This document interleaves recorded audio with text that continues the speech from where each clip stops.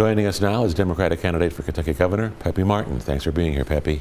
Pleased to be in the 2nd District today. First of all, in brief, why are you running for governor? I think Kentucky's at a crossroads here in our future as to which way we want to go. Do we want to remain kind of the way we've been, or do we want to move forward? And the issues that I'm running on move us forward. Okay. What are those issues? The income tax that we still have in this state makes us a high-tax state. And states like Tennessee do not have that.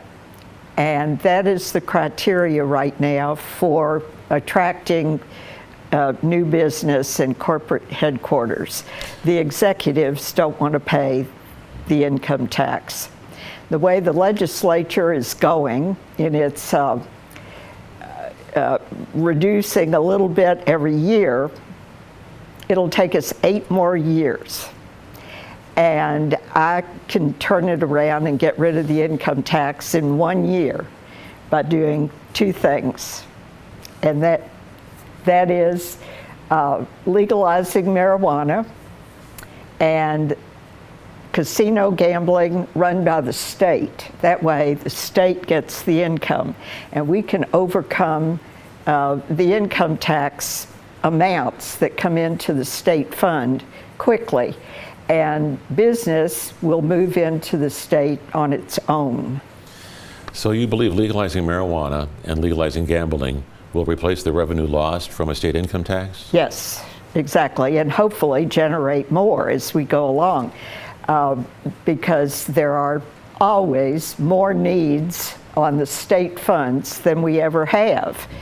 And the opportunities are there. We can change it ourselves. It doesn't cost us anything. And we need to add that element of tourism to Kentucky. Would there be any chance you'd also have to increase state tax?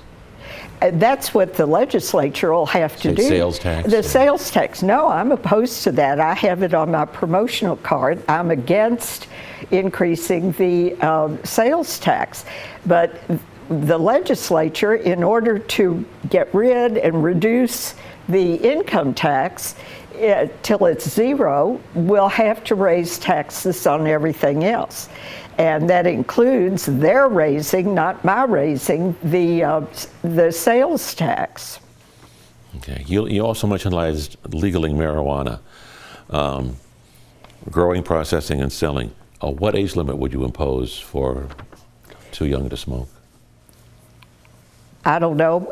That'll be up for discussion. I would say 18. But it will produce a lot of different jobs, new opportunities for small business, and it will generate income for the state. I also wanted to mention on the gambling that I want us to issue licenses to small business to have a few slot machines in their businesses.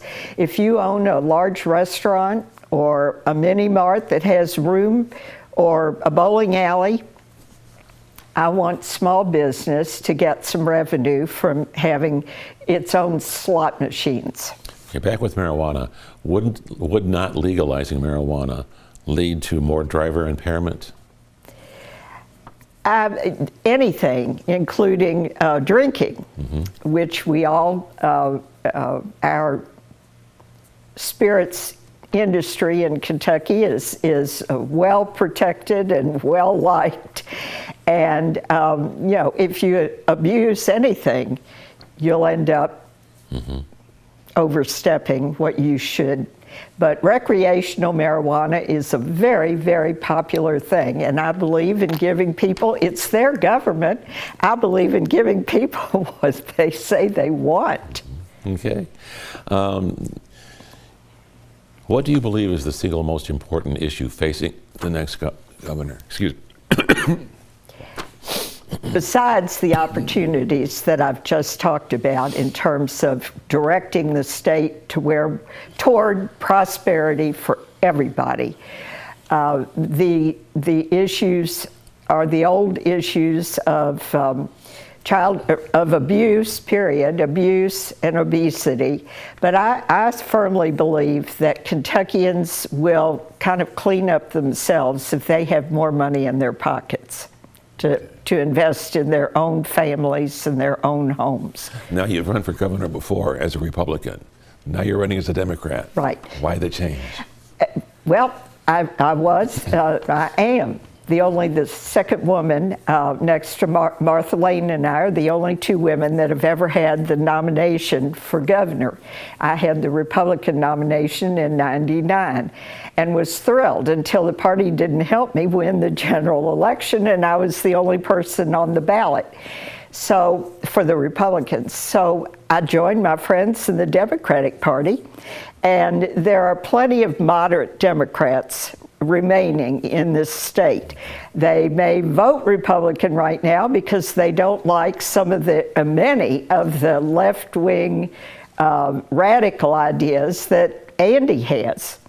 And I figured that there was an opportunity to serve and to do a good job for the Commonwealth and to work with moderate Democrats and certainly Republicans that I already know in the legislature. What do you think makes you more qualified to be the Democratic nominee as opposed to the governor? For one thing, I've been a business person, and Andy runs as a bureaucrat, as many of the other candidates are. They're just trying to get the next step up to move on to the Senate or whatever. I have always had my eye on, and the Democrat Party has always loved the governor's race.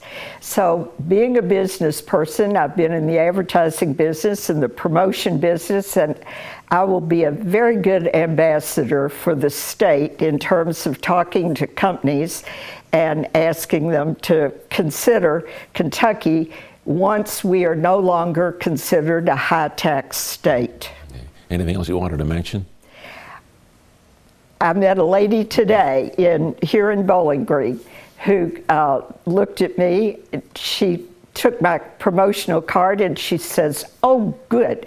She says, "I don't like any of the other candidates, so I'm glad to meet you.